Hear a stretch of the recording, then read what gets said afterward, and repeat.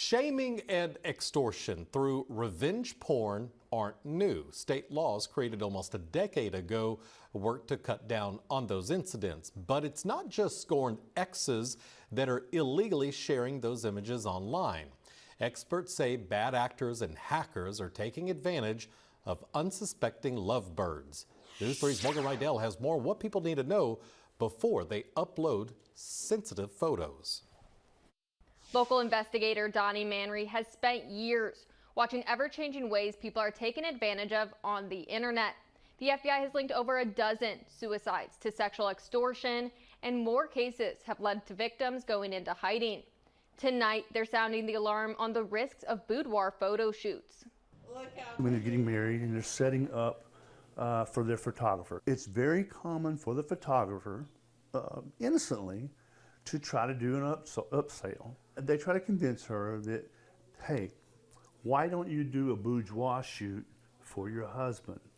And we'll give it to him, we'll put it in a book, and you pick the images, and we'll give that to him on wedding day for his gift. An innocent and fun offer to surprise your partner. It can be done just lingerie. It can be done part lingerie and topless.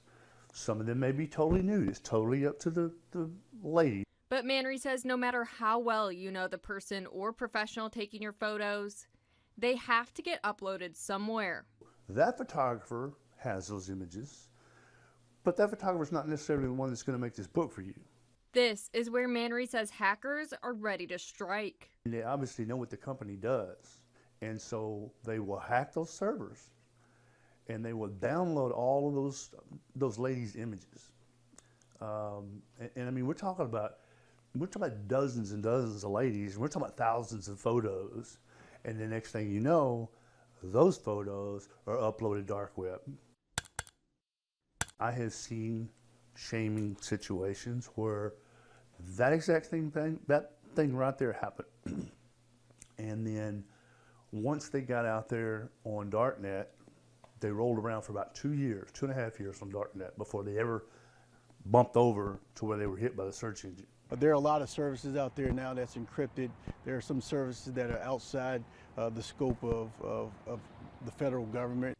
FBI Special Agent Torrance White says online extortion is a crime on the rise. I don't think there's not anything that we talk about in technology that doesn't touch the internet. So I would just be cognizant of your use and what information that you put out on the internet. It's something Manry's seen firsthand. One of the persons was a business person.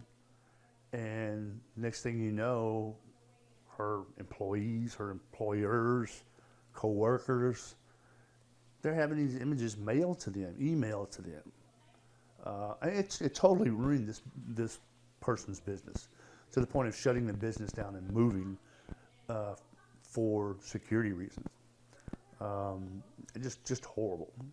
Manry says when going into a photo shoot, it's best not to agree to anything you wouldn't want to see online.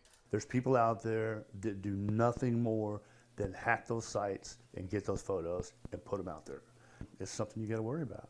And there's no way to get them down. This is just one modern way people are taken advantage of from their footprint online.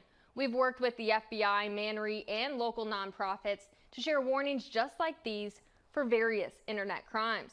You can see all of those reports on our website now. In studio, Morgan Rydell, News 3. And there's that website that Morgan's talking about. The FBI has been working with us on this and other stories, including local child pornography cases. We've got them all mapped out on our website at kbtx.com.